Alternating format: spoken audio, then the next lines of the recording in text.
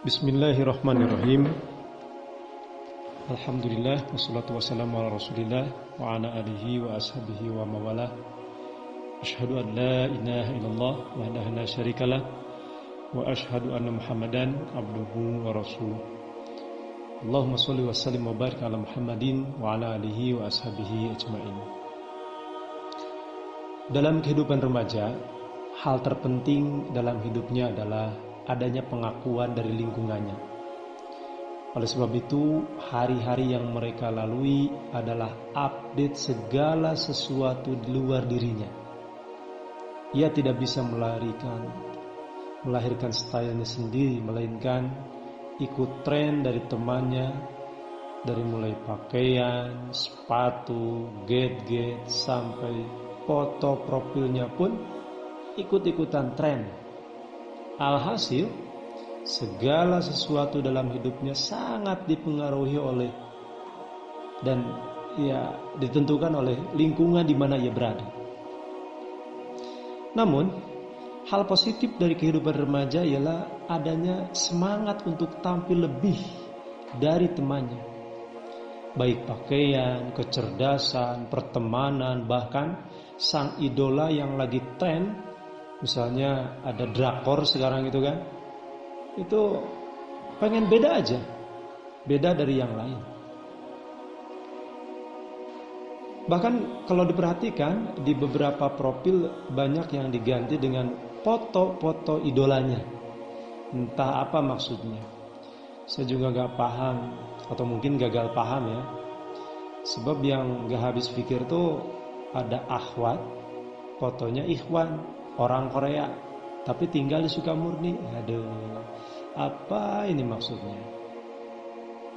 Terlepas dari itu semua, remaja juga membutuhkan sang motivator. Dalam tanda kutip, seseorang yang bisa memberikan perhatian lebih, yang ngepoin segala aktivitasnya. Misalnya, sudah makan belum? Sudah mandi? Lagi apa? Sudah tidur? Tadarus juz berapa? Lapar enggak? Tarawih di mana? Dan lain sebagainya. Keponya luar biasa tuh orang. Sebelum dia ngasih perhatian lebih, hidupku biasa-biasa saja. Tapi kenapa setelah ia ngepoin aktivitas keseharianku, kok jadi gimana gitu? Kehidupan mereka saat itu berbunga-bunga, begitu kan? Kalau memang digambarkan dengan bunga, kenapa tidak berapi-api, begitu kan? Kalau memang digambarkan dengan api. Tetapi yang ketika ia meninggalkanku, dan berpaling ke yang lain dengan alasan yang gak jelas, sakitnya tuh luar biasa, sakit sekali. Gak ada teman buat curhat. Justru kadang semakin banyak curhat kok semakin sakit ya.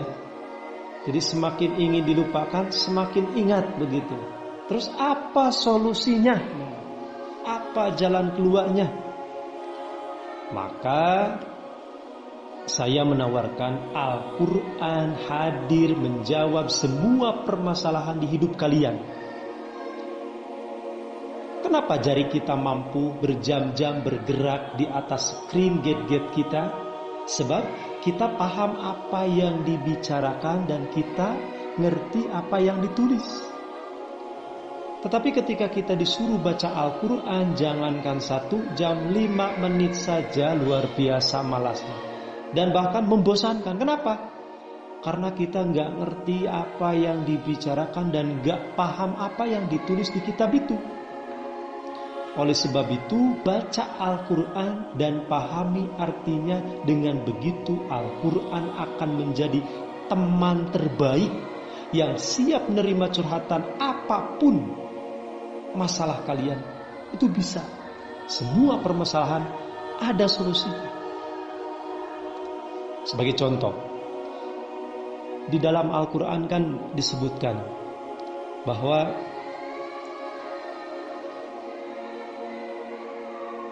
hunna libasulakum wa antum libasulahunna. Itu ayat tentang rentetan sepaket dengan ayat saum. yang artinya engkau adalah pakaian untuk dia dan dia adalah pakaian untukmu. Ini apa maksudnya? Ternyata ketika kita berdialog dengan Al-Quran luar biasa. Ayat itu menjelaskan bahwa aku dan dia itu harus seperti pakaian, saling menutupi kekurangan masing-masing. Jangan justru ketika kita kuat hubungannya itu saling melebihkan satu sama lain, tapi ketika sudah putus, semua kekurangan dia diupdate di Instagram, di update status WA, di Facebook, di mana begitu kan? Karena dia tidak menjadikan bahwa seseorang itu adalah pakaian untuknya yang harus saling menutupi. Bahkan kedua fungsi pakaian itu kan menutupi aura, kemudian harus menjadi sesuatu yang membanggakan. Bisa tidak dia itu membanggakan bagi saya? Saprek jeung si eta curhat-curhatan kala asal loba masalah berarti tidak membanggakan orang itu. Justru kadang membebani. Lebih baik lesotkeun saja begitu kan. Nah, terkait dengan masalah ini ada hadis yang luar biasa, Masya Allah ini di dalam Musnad Ahmad. Haddatsana Musa bin Daud, haddatsana Ibnu Lahiyah an Nuhay bin Abdullah an Abi Abdurrahman an Ibnu Umar radhiyallahu an anna Rasulullah sallallahu alaihi wasallam qala, Rasulullah sallallahu alaihi wasallam bersabda, as-siyam wal Qur'an yasfa'an lil 'abdi yaumal qiyamah. Kata beliau, Al-Quran dan saum akan memberikan syafaat kepada hamba yang membaca dan menunaikannya pada hari kiamat. Yaqulu siyam, saum berkata, Rabbi, wahai Tuhanku, mana'tu ta'ama wasyahwati bin nahar, aku yang menyebabkan orang ini menahan lapar dan syahwatnya pada siang hari. Fasyafi'ni bih, maka izinkan aku memberikan syafaat untuk dia.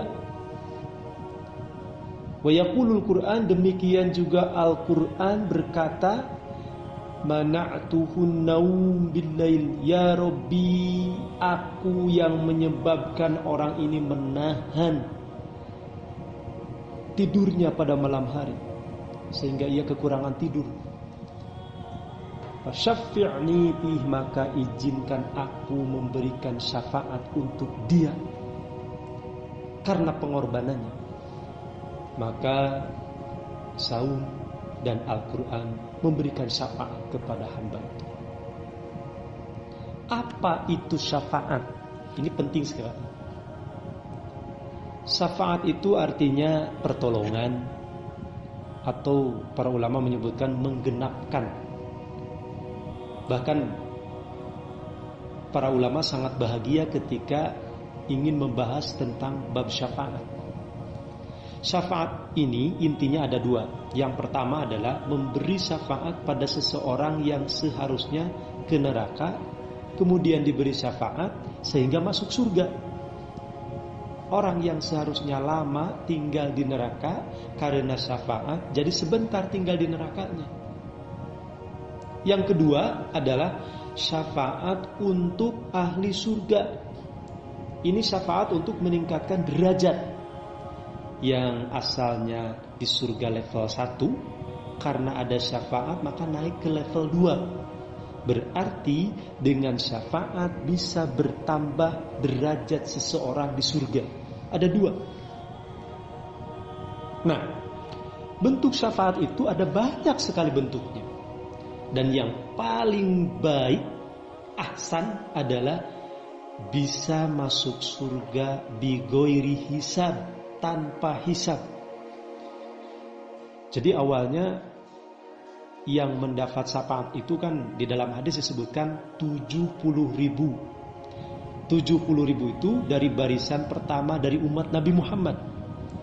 Orang yang mencapai puncak keimanan dan amal soleh. Itu kategori golongan 70.000. Mereka masuk surga tanpa dihisab. Kemudian bagaimana kalau cuma 70.000? Kalau hanya 70.000 akan habis. Oleh sebab itu Nabi memohon kepada Allah agar ditambah lagi. Sebab kalau hanya 70.000 akan habis oleh para sahabat dan generasi awal. Dan kita tidak akan kebagian syafaat tersebut. Tetapi karena Nabi memohon, maka ditambah dengan kelipatan 70.000 lagi. Sehingga 70.000 dikali 70.000 jadi 4,9 miliar gelombang pertama masuk surga tanpa hisab.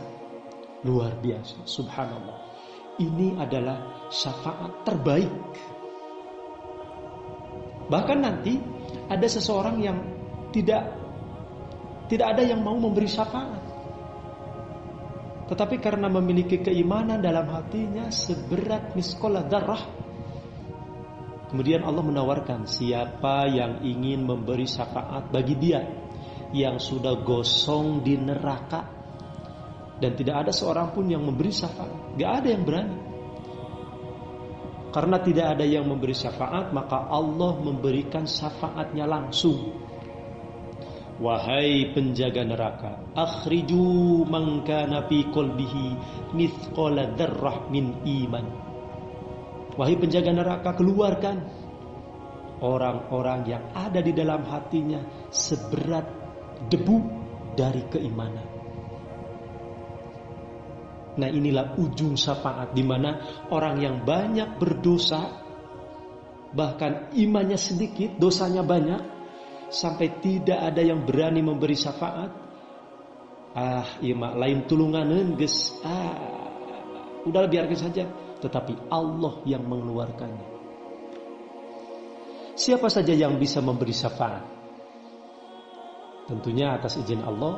Pertama para nabi, para shodiqin, para syuhada, para solihin, termasuk kita semua bisa memberi syafaat.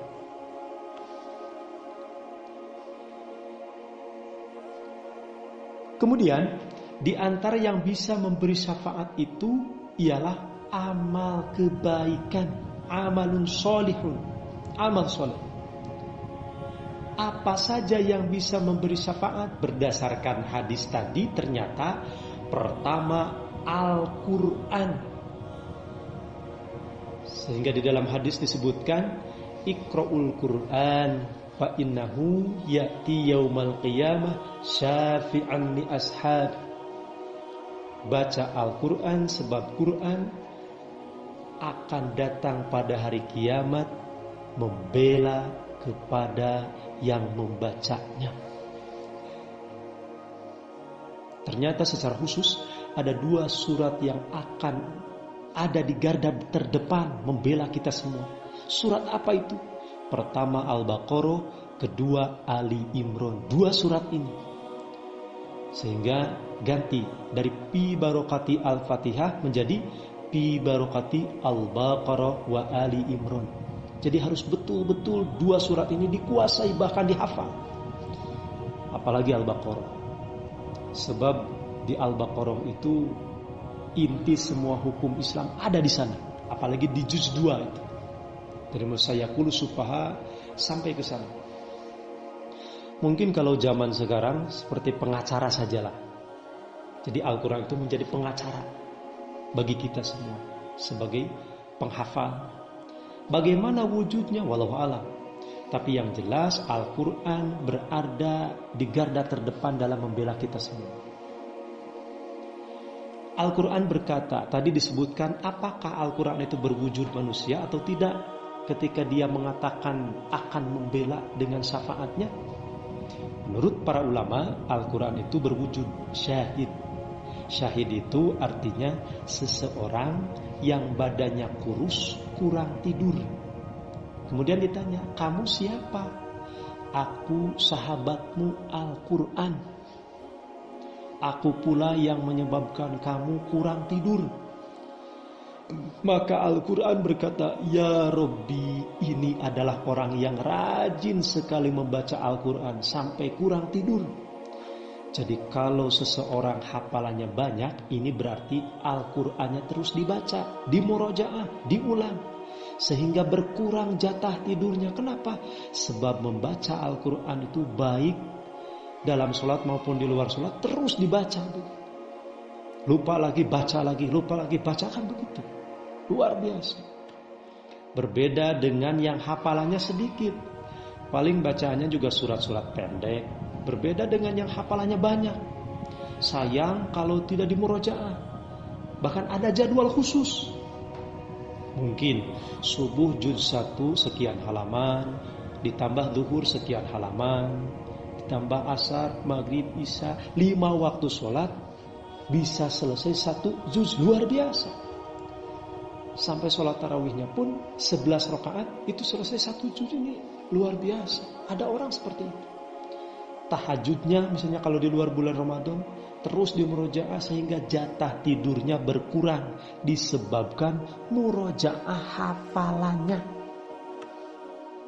Bahkan derajat seseorang di surga ditentukan oleh seberapa banyak hafalan Al-Qur'annya. Oleh sebab itu kita mesti berupaya menambah dan menambah hafalan kita. Lah hese ngapalkeun teh Ustaz. Can-can ge geus nyebut hese, acan ngapalkeun eta. Jadi we hese sebab salah doana. Aduh hese teh ceuk saha. Jangan salah doa. Coba kalau ditanya, misal ke perempuan, akhwat ya, sebutkan apa saja bahan-bahan untuk membuat seblak, cibai, cimol, tareng, cilok. Pasti hafal. Tuh ternyata kuat hafalannya. Kenapa? Karena dianggap itu adalah penting, sesuatu yang penting. Maka dihafal sampai di luar kepala. Karena sudah mengatakan susah, ya bakal susah. Sebab sudah mengunci diri, menganggap sulit menghafal. Padahal nanti Al-Quran justru akan membela sekuat tenaga sehingga kita berada di tempat terbaik di sisi Allah Subhanahu wa Ta'ala. Oleh sebab itu, biasakan berkomunikasi dengan Al-Quran, komunikasi yang baik, karena Al-Quran itu adalah sahabat terbaik bagi kita. Kisah-kisahnya luar biasa, jadi inspirasi. Dan di sana kita akan mendapatkan keberkahan dari Al-Quran. Ingat, setiap Al-Quran baca dengan terjemahnya. Setiap baca Quran baca dengan terjemah. Apalagi bermodal sedikit, beli Quran terjemah per kata. Ini luar biasa. Kita menyelami samudra Al-Quran, serasa berkomunikasi dengan Allah langsung melalui makhluknya yang berbentuk Al-Quran. Jadi tingkatkan hafalan, tingkatkan bacaan. Apapun masalah yang ada di benak kita, apakah itu masalah asmara, masalah perhatian, knowledge, skill dan sebagainya, itu akan selesai dengan Al-Quran. Kenapa? Karena seseorang yang punya hafalannya banyak, nilai percaya dirinya itu juga meningkat.